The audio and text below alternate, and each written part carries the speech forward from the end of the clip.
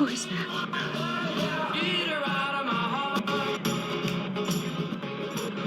Who are you?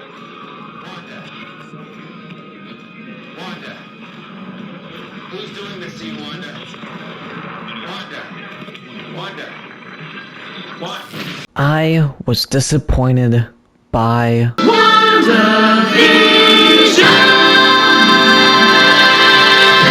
Now first, I have to say that this show did something that I thought Marvel could and never would do, and that is making a TV show with two underdeveloped characters in their universe and making a super unique and interesting show that millions of people tuned in each and every Friday to watch, and that by itself is an accomplishment. Me saying that this show was anything but good, hell, maybe even great, should have me locked in a prison cell left to rot. I didn't hate this show. I actually loved a lot of what the show did. It was just the stuff that I didn't like that left me frustrated and a little bit disappointed. So in this video, I want to take a deep dive into each episode, examining what I liked and didn't. Of course, all of this is subjective as it is my own opinion, but I thought if I felt this way, someone else might. This video is also coming out exactly 1 week after the show, mainly because I wanted everyone to catch up on the show that hadn't already, and because I wanted to make a well-structured video that really illustrates all of the points I want to make. I also have to give out a spoiler warning for all the remaining people that haven't seen the show, but hopefully you have. Hi, my name is David and this is DTM, and in this video we are going to be taking a deep dive into why I thought WandaVision was disappointing. So I'm going to talk about both of these episodes at the same time for two reasons. One, because they both came out the same day, and two, because they're both kind of the same, to be honest, and I mean that in a really good way. So I have to say that both of these episodes are near perfect. They are. Seriously, these two episodes are a perfect introduction to the show because of how it tells you a story while giving you very little information of what is actually happening behind the scenes. These first two episodes are so mysterious because it throws you into a 60s TV sitcom with no background information. I completely bought into the idea. Now, I can definitely see how people could dislike the sitcom idea in the show, but I personally didn't mind it, kinda. But especially in both of these episodes, I thought it worked. I also just don't watch sitcom TV shows. The only ones I watched was when I was a kid watching shows on Nickelodeon Disney Channel, like iCarly and Good Luck Charlie, for example, if you even count those as sitcoms. I don't know, anything that with a laugh track I count as a sitcom. Pretty much, I'm not a sitcom person, and for most of this show, the idea actually worked for me. I also love the theme song in episode 2. It constantly gets stuck in my head. I know that's kind of random, but I just had to say that.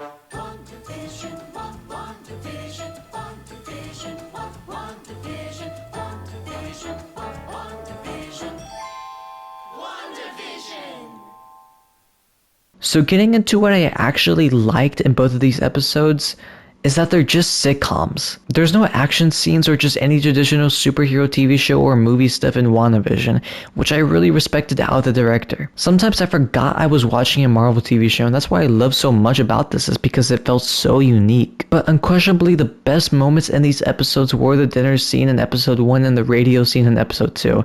This was seriously just amazing. I mean, I can never get over how great these scenes were. It just gave so much suspense in the show, and it brought me back to remembering them actually watching something Marvel related. There were also some spectacular other scenes, like the helicopter scene, the beekeeper scene, and both of the commercials were also just pretty great for much of the same reasons. I also thought it was just great how the outsiders like Jimmy Woo, the person in the end credit scene who was watching the show in episode 1, and the beekeeper in episode 2, and how they were trying to invade into the Hex, thinking that Wanda isn't the one who is controlling everything, when we find out later in the show that she was. It just made the show even more mysterious than it already was, with more questions left to be answered. Overall though, this show was some of the best episodes I've seen out of a show ever.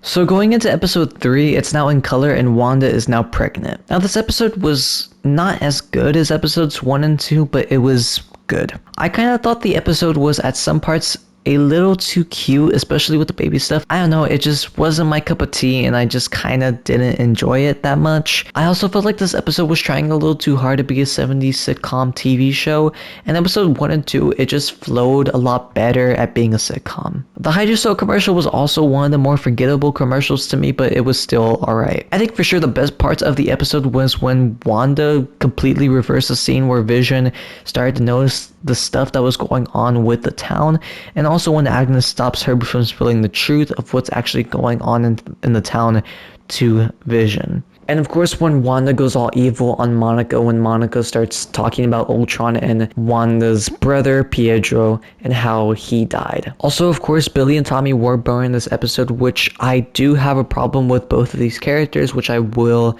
get into later on. Overall, though, this episode was good. It just didn't match the energy in episodes 1 and 2. So I kinda have a problem with this episode, not because this episode was bad. I thought it was actually pretty good. I just thought that we just saw this episode a little earlier than we needed to. Let me explain. So first, we actually got introduced to Monica Rambeau and not Geraldine, and Monica to me is a little bit underwhelming in this show. I'll get into that later on, but we also get introduced to Tyler Hayward, who is laughably bad in this entire show. I mean, I just hate this guy, and not because he's a good villain, it's because he sucks at being a villain. He's just so bad. Other characters who we get introduced into the show that we've seen before is Jimmy Woo, who is honestly probably my favorite character in this entire show, and Darcy, who I was pissed at when I originally saw her because she sucked in those Thor movies, but I thought she actually redeemed herself in this show, and I actually really liked her. So getting into why I thought that we should have seen this episode a little later on into the show than we did is that in this episode it kinda gives away a little bit of the suspense that was happening. I liked that it only showed what was happening inside of the hex, and you only knew really only what Vision knew, and you never really saw the stuff happening outside of the hex. In this episode, it kind of took me out of the sitcoms once I saw that there was actually stuff happening outside of the hex. It's kind of a personal thing, but after this episode, I started to get a little wary of the whole sitcom thing. I don't know, it just kind of affected me, and I just wish that we saw this episode a little bit later on into the show. But I think for sure the best part of this episode was when Wanda saw dead Vision after she threw Monica out of the hex. That was by far probably the best part out of the entire show that we've seen. But overall, this episode was really good. I just thought that we saw this episode a little bit earlier than we needed to.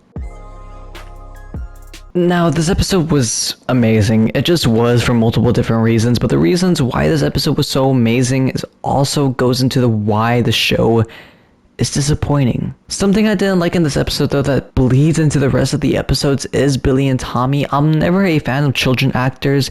There are rarely any good ones, and while these weren't terrible in this show, they definitely weren't good. I much rather would have seen them age up to more teenagers to not only get better actors, but to also give a better comic book representation of them, because even though we will most likely see them again, it would have been better for the show if we could better connect with both of these characters, and when them being children, you really can't do that. I also didn't like the sitcom format for the reasons I gave in the last episode, since it does cut to the outside world a lot. And in this episode, I kind of started to realize why they are showing the outside world a lot earlier into the show than I thought they should have shown it, and that is because they think the audience is dumb. Now, I've always had the idealization that a director thinking the audience is dumb is the biggest mistake that they can make. If someone cannot enjoy and understand the art that you convey, then that is their loss. A director shouldn't cater to dumb people watching the show. It should cater to the people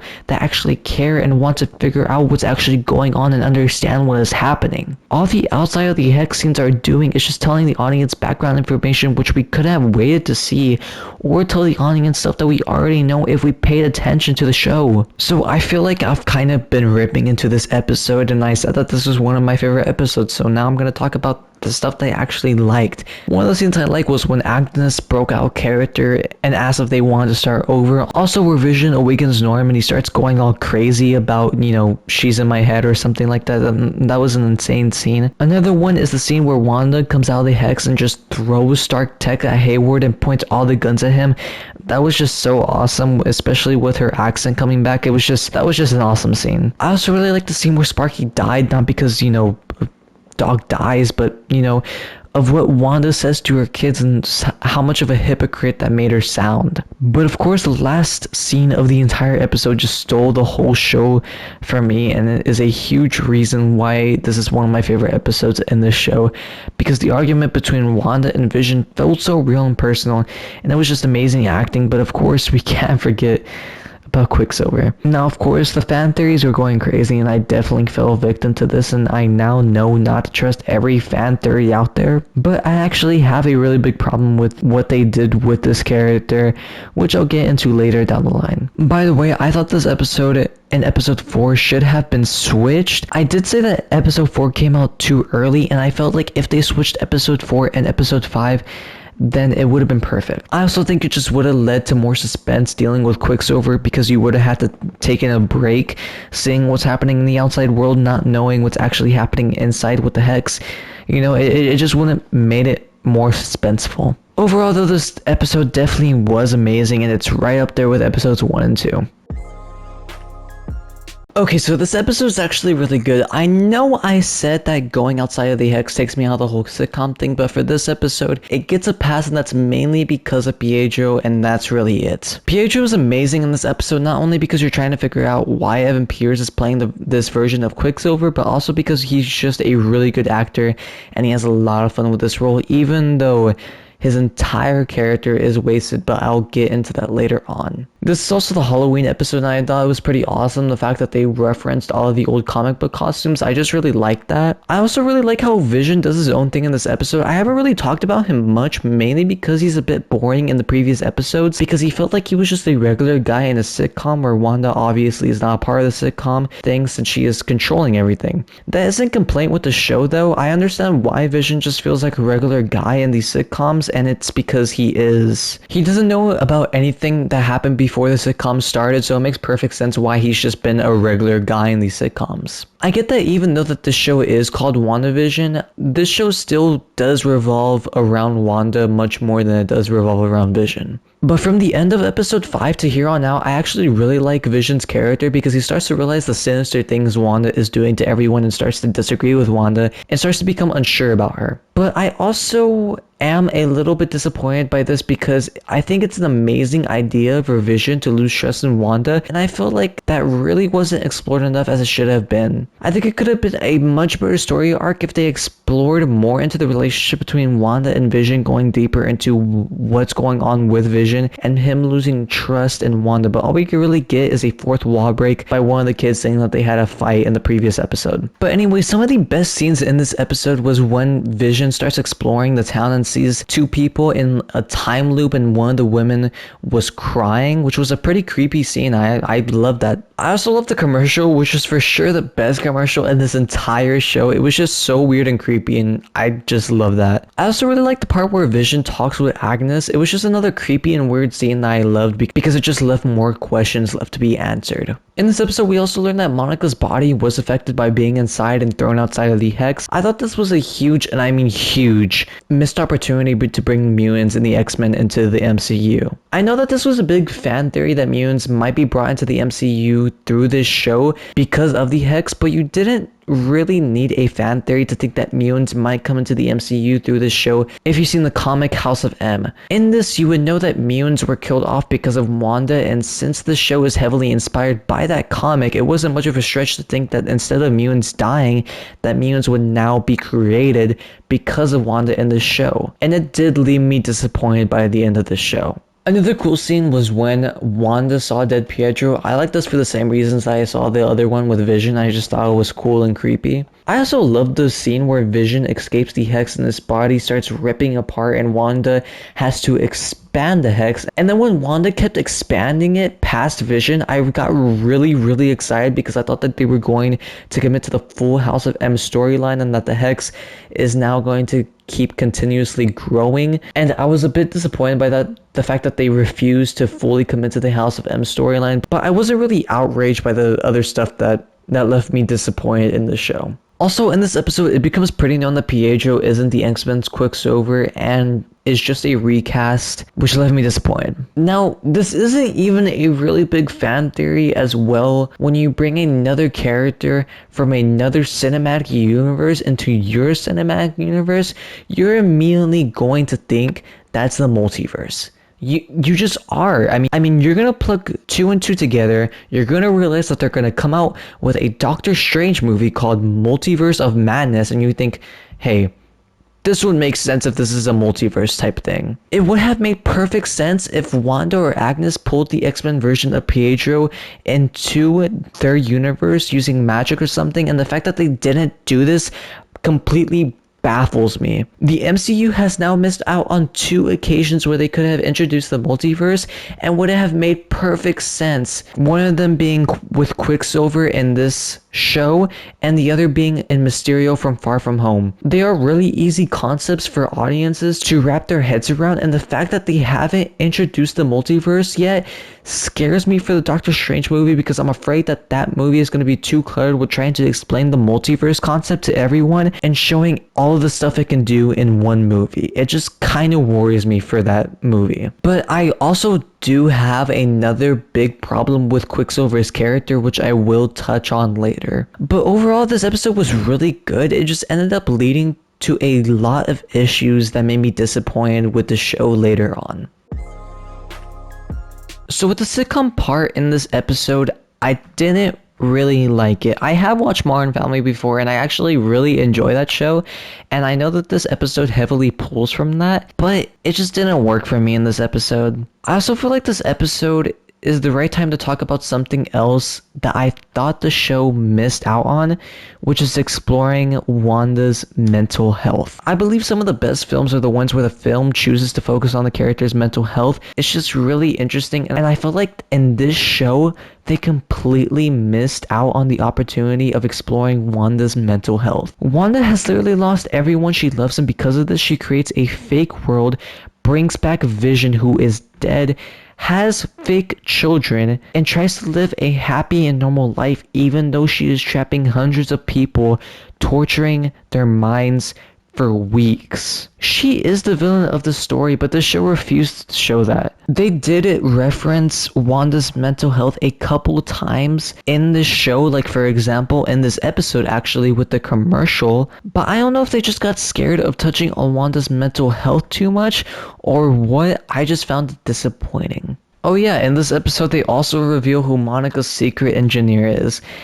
They've been hyping it up for like the past 2 episodes, and we find out it's just some random sword agent. So I also get that this was another huge fan theory and everyone thought it was going to be Reed Richards from the Fantastic Four, which I actually never thought it was going to be him in the first place.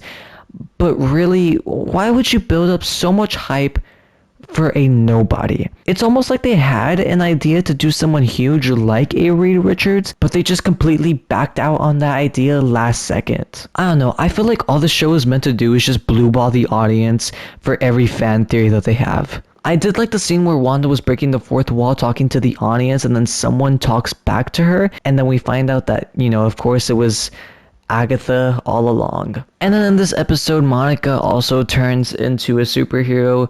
The scene where she gets her powers is actually pretty cool. I actually like that scene a lot. It's too bad that Monica is a super undeveloped character in this, and I really didn't care when it happened. It felt like Monica was kind of shoved into the show last second, and that we could have honestly waited to see her and get her powers in Captain Marvel 2. All Monica is just a stereotypical hero who is really, really nice and is just a good person and just does heroic things just because she's a hero and does superhero landings a lot. That's really all she is in this show. The way she gets her powers also could have led to the mutants being in the MCU, but it was just another missed opportunity that the show missed out on. Then Monica and Wanda talk, and then Agnes takes Wanda into her house, and then Wanda eventually stumbles into Agnes's dungeon, and it's revealed that it was Agatha all along. And then also Quicksilver kidnaps Monica at the end of the episode. Oh yeah, I almost forgot. Vision and Darcy were in this episode. Yeah, they didn't really do much. Their entire point in this episode was that they were trying to get back to the main town of Westview, and it was just kind of boring. Overall, though, this episode was okay. I just felt like it missed out on a lot of opportunities. Okay, so episode 8 was the last episode I actually enjoyed in this entire show, so I really want to savor talking about this episode. So to begin the episode, I really loved the way that they did the origin story of Agatha. I thought it was cool and weird, and I just liked it a lot. The fact that they were doing the Salem witch trials and how Agatha drained the life force out of all the witches was just a really cool scene.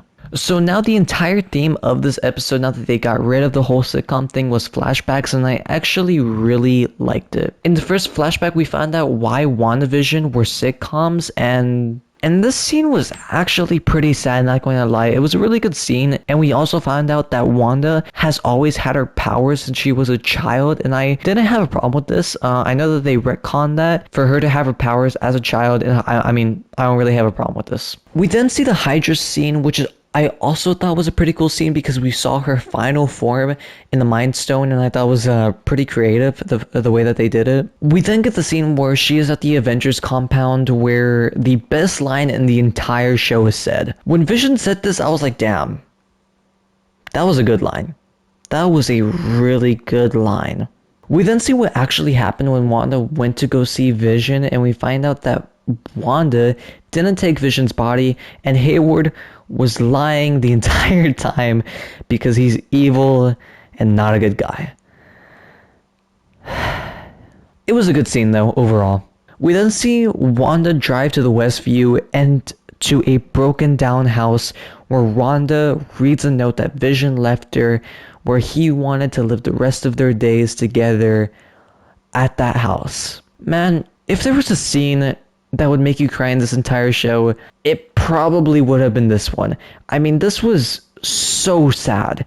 I felt really bad for Wanda and almost felt justified what Wanda was doing, torturing all those people for weeks just to have Vision back. So then she creates the hex with her anger and sadness just all mixed to one. It was just a really cool scene how the entire Westview sitcom was created. So then Agnes steals Wanda's kids, and she's in her whole evil costume in the middle of the street, and it's revealed Wanda is using chaos magic and that she is the Scarlet Witch. I like this because it makes it sound like the name Scarlet Witch has a lot more significance to it. It feels more important, the fact that Wanda is the Scarlet Witch. Then in the end credits scene, we see White Vision. Oh my god.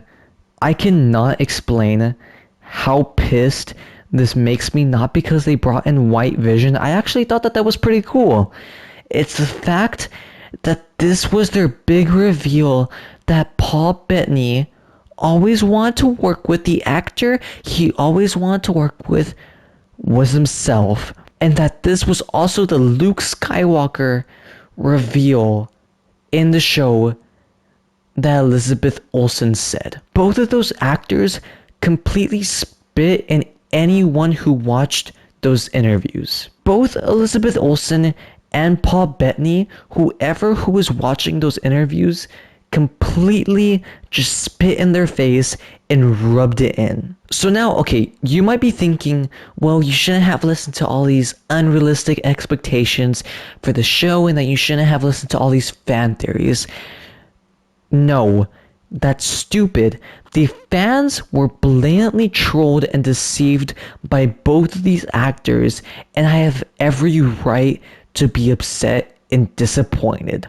Now I get it. If the show wanted to make a solo story between Wanda and Vision without any big cameos and just wanted to make a unique show just about Wanda and Vision, I would have been completely down for it. But when you already introduced Evan Pierce Quicksilver, which should have been a direct tie-in into the multiverse, which ended up his entire character being turned into a penis joke in the last episode, hint at a possible engineer like Reed Richards, but some random military girl that no one cares about, making constant hits, and I mean blatant, obvious hits, like it was as obvious to tell that Agnes was Agatha Harkness in the show as Mephisto was the main villain of the show the entire time. They didn't even bring Doctor Strange into the show for the finale. How do you get Evan Peters Quicksilver into the show, but not even someone who belongs in the same universe? And it would have made perfect sense. It would have made perfect sense if you were to bring Doctor Strange into the show. Much more than bringing Evan Peters Quicksilver and turning him into a penis joke. I don't know if the writers just didn't think about how they were going to incorporate all these characters in the show and they just got lazy and decided not to do it, or if they just ran out of screen time to put all of these ideas in a 5-hour show, or if they just wanted to blue ball the entire audience the entire time. I don't know which one it was, but I know it was for sure one of these. Anyone with a brain could have predicted that White Vision could have been incorporated in the show. I was not surprised at all when I saw him, but when I found out he was the big character reveal, Jesus Christ, man, I almost died of a heart attack. It was just so disappointing and I was so outraged. Anyone that is outraged that they didn't get a big character reveal, honestly, is very well deserved. Everyone should be outraged. It's not asking much to see a character cameo on the show that is in the same universe like Doctor Strange if we get Evan Peters Quicksilver, who again was turned into a penis joke. Overall, this episode was amazing, but I just hate what they did with White Vision. I just hate it. This episode sucked, and the fact that it was the final episode pisses me off. So before we get into the stuff that I didn't like, because there's so much, man. There's so much I didn't like in this episode. I'm going to touch on the 3 things I actually liked, which was the part where Vision went against White Vision by talking to him and making the White Vision stuck in the paradox. That was a pretty cool scene. And also the part where Wanda has to say bye to her kids and Vision, which was a pretty sad scene, and the very end credits scene, because I just thought that that was cool. That's really it, though. This final episode in this unique show has to offer. So I kind of knew when they started fighting that this wasn't going to be a good episode. I was immediately pissed off. The fact that they built 8 episodes where there was little to no fighting, because this wasn't just any Marvel media type of content. This was different and unique. You didn't need all these action scenes because it told you a story without that. And then in this episode, it completely just threw that out of the window. And now it just was filled with a bunch of complete CGI fight scenes. And it wasn't even that good. I mean, they were just clashing together like how I played with action figures as a kid. And the CGI wasn't even that good. It was so disappointing. And so, you know, like I said in the last episode, we also find out Evan Peters Quicksilver is just like a normal loser guy that resorted to being a penis joke, and is also Ralph that Agnes has been talking about since the very first episode. Really? This was the best that you could do with Evan Peters and this mystery Ralph character? A penis joke? Really? Oh my god, who signed off on that idea? I mean, it wasn't even funny. It wasn't even a funny joke. It wasn't even funny. It's insane. It's insane the fact that that was in the show. I mean, I think the only thing that fan theorists got right in this entire show was that the magic book was the Darkhold. So I guess that was cool, I guess. So I don't have a big problem with this part. I just thought it was kind of dumb when both Visions were talking, and Vision from the sitcom transfers his memory into White Vision, which didn't really make any sense because this Vision only has memory from when the show began. So he shouldn't transfer these memories of before the show because he never knew about them. Unless I'm missing out on something. But then, okay, once White Vision now has all the memories that this Vision has, which doesn't make sense.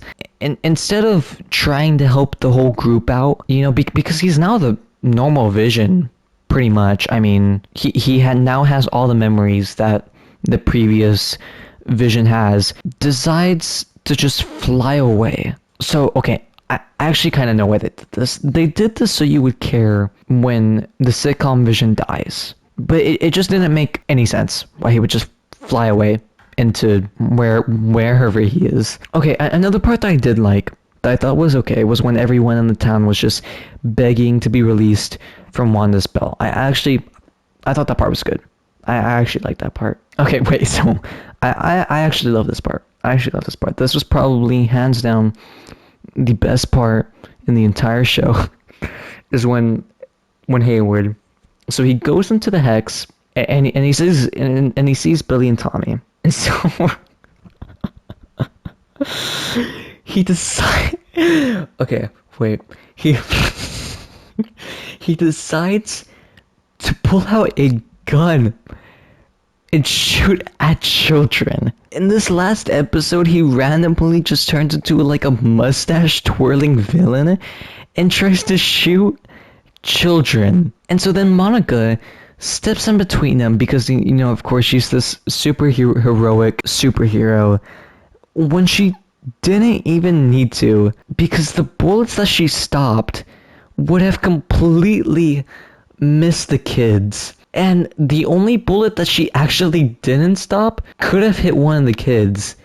And the kid stopped it itself, so she practically did nothing. So then after this, I guess Hayward just got upset at the fact that he couldn't kill the children with a gun. So he goes inside a car. Oh man, I can't make this up. And tries to run them over. Why is he so bad? Honestly, it literally would have made more sense if he was this evil because he was Mephisto or like a devil or something, and honestly would have made more sense. But he's just a mustache twirling villain just because he doesn't like Wanda and he wants to just now kill her children for whatever reason. The actual true savior of the show, Darcy, saves them by crushing in to Hayward's car and puts an end to Hayward. So thank you, Darcy, for being the actual hero of this entire show. You know, Wanda and Agnes fight some more, and Wanda turns into the Scarlet Witch, which I actually really like her costume. I digged it a lot.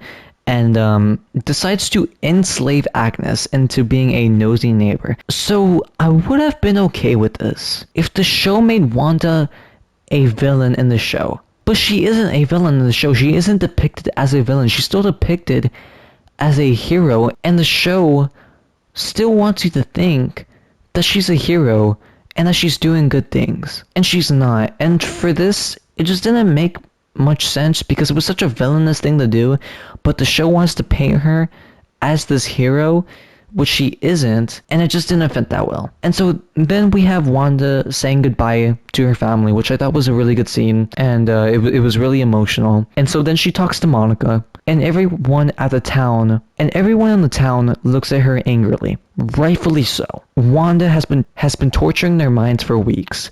It's completely justified for them to be very angry at Wanda. And then Monica says that they would understand what you did if they knew what you gave up. No, they wouldn't. No, they would not. All Wanda sacrificed to them was just imaginary people that she made up. Now, obviously, it is a lot deeper than that. But to them, they have every right to be mad. Wanda is the villain of the show. She isn't a good person. She literally tortures hundreds of people to have an imaginary family when in reality, she sacrificed nothing because they were imaginary. So then the FBI shows up and they arrest Hayward. And I really hope we never see this character again. He was so bad. And Wanda flies away, facing no consequences. And she learned nothing by the end of this. I don't count her losing Vision and the twins because we know that the twins are still alive and we know that Vision, with his memory restored, is off somewhere. So she really didn't lose anything in the show, which is disappointing because in the House of M story, she loses so much. In this, she really didn't lose anything.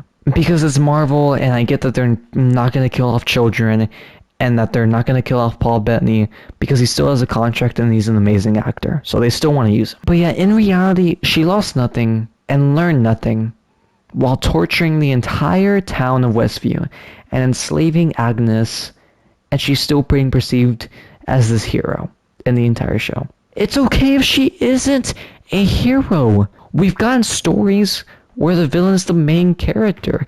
Like, one off the top of my head is the Joker. Everyone loved that because we took a deep dive into a mental state of a villain, and that's what this show should have been.